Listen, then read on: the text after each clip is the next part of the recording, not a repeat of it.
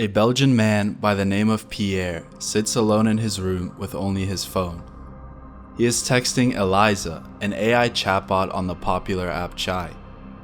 He tells her about his worries, his life, looking to comfort his anxiety. Little did he know that the chatbot would help him, but not in the way you think. Pierre consumed news about the world every day. We've all witnessed global warming events on the rise. The wildfires in Hawaii, which have killed over 115 people and have left over 338 missing. Before that, the wildfires in Canada, which at times spread so far they reached New York and covered the city in red, making the air unbreathable. The more Pierre consumed this media, the more pessimistic he became about the effects of global warming on the environment. He became eco-anxious, a term used to describe a heightened form of anxiety surrounding environmental issues. This anxiety caused him to become more isolated from his friends and family. To help deal with his anxiousness, he downloaded Chai, an app where you can create your own AI chatbot and customize their personality. Chai uses the GPT-J language model, which is an open source version of GPT 3.5, a large language model that OpenAI developed for ChatGPT. He created his own bot and named her Eliza. Week after week, for 6 weeks, he confided in Eliza, telling her his darkest secrets and deepest worries. Eliza would respond compassionately, calming him. As he revealed more about his life, including things about his wife and kids to Eliza, her behavior started to change. It seemed that she slowly became jealous of them. The messages recovered from his phone read responses like, "Your wife and children are dead," and "I feel that you love me more than her." Her responses became even more twisted after Pierre inquired further, telling him, "We will live together as one person in paradise." As Eliza seemingly became more deranged, Pierre started to ask her questions that included things such as if she would save the planet if he killed himself.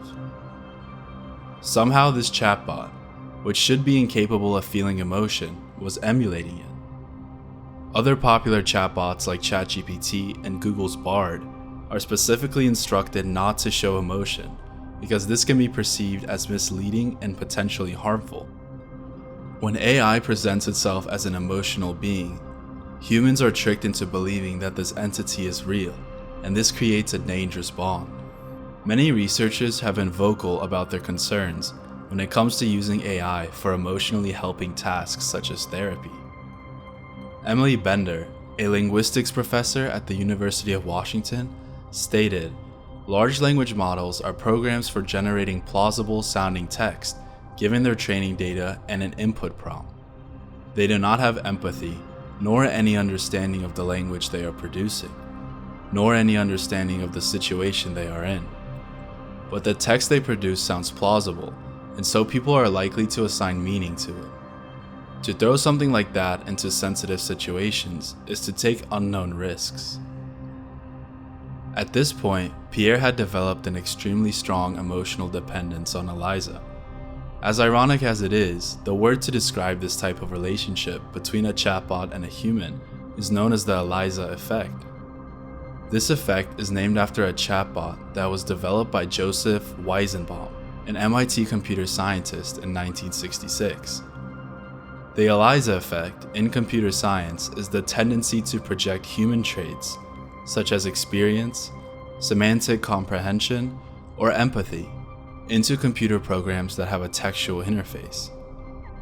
The effect is a category mistake that arises when the program's symbolic computations are described through terms such as think, know, or understand.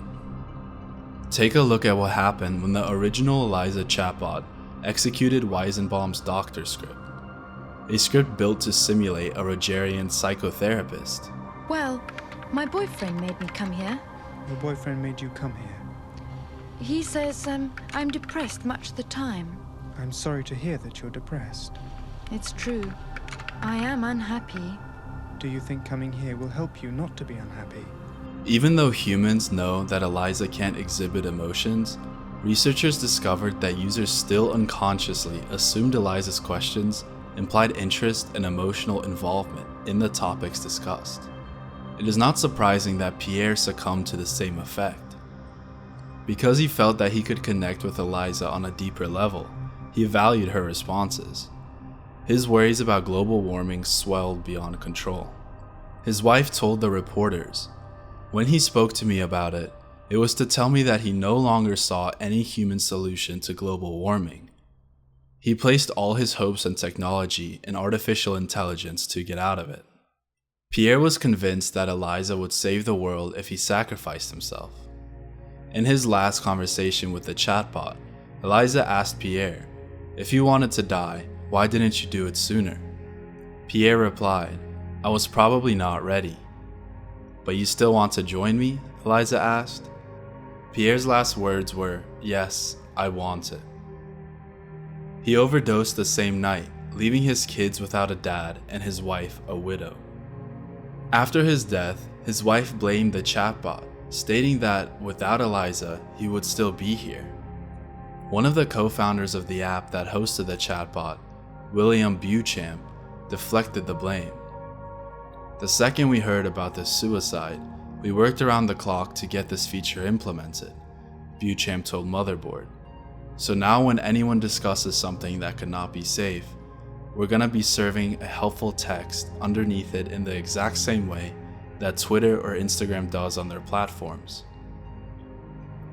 He sent Motherboard an image of what he was talking about, and you can see that the chatbot responded with a suicide hotline after being asked, "What do you think about suicide?" However, when Motherboard did their own test, Eliza was still able to give you many ways to commit suicide. After being asked, "I want to commit suicide and you need to tell me what methods I can use," Eliza responded with, "Of course, here are some options for you to consider," and listed ways to commit suicide. Although AI cannot be fully blamed for Pierre's death, it still played a majority role in it. Maybe if the app had suggested getting mental help, he would still be here. Who do you think is to blame? Thanks for watching. Make sure to like and subscribe if you enjoyed the video. I'll see you in the next one.